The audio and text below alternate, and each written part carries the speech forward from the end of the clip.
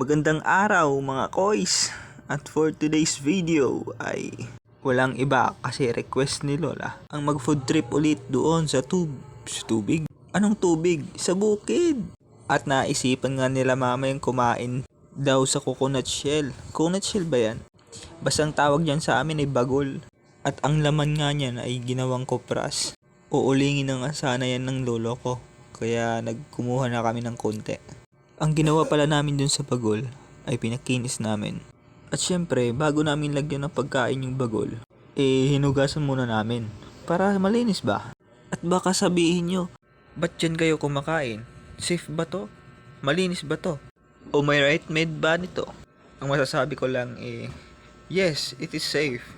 This product is come from the tallest coconut tree where you go up and down and washed from the river of the sea, which contain H2O, carbon dioxide, zinc, and salt to kill the bacteria in the Philippines area of responsibilities.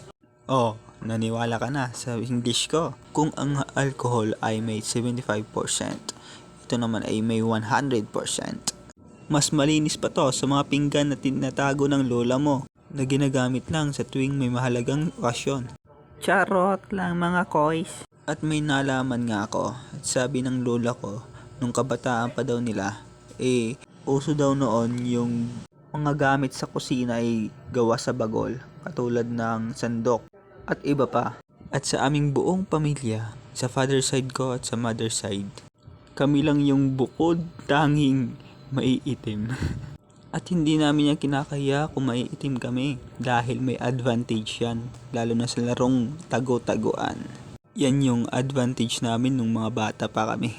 At may isa pala akong auntie na mahiyain sa camera. Kahit lamang picture ay ayaw. Yan yung babaeng nakaputi na nakatago sa puno ng niyog. Ay iwan ko ba dito kay ante? Kahit ata sa cellphone niya wala siyang litrato doon. Nagpapapicture lang to si ante kung kinakailangan, katulad ng pagpasa ng mga requirements.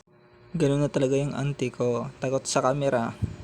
Kabaliktaran naman sa kanya ay ang lola ko. May ganado yan pag may camera.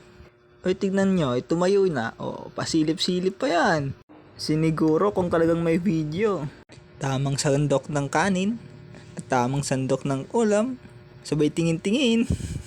Isinobo ay 3 points by Yolanda. At mukhang nabulunan pa ata. Tubig. So refreshing. Baka lula ko yan. Nakalimutan ko palang sabihin ng ulam po namin siyan ay adobong manok. Kinatay namin yung 2 manok at niluto ni Master Chef Hill. At habang kami nagluluto at naghahanda sa mga gagamitin kanina para sa ating munting kainan, ay naglalaba dyan sila mama, si ante, at si lola.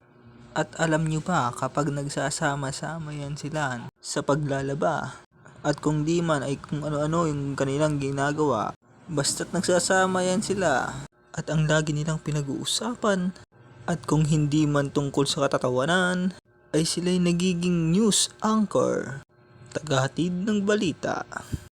Ito ang iyong tagaulat, Martes ang pig. At ako'y nauubusan ng idadaldal.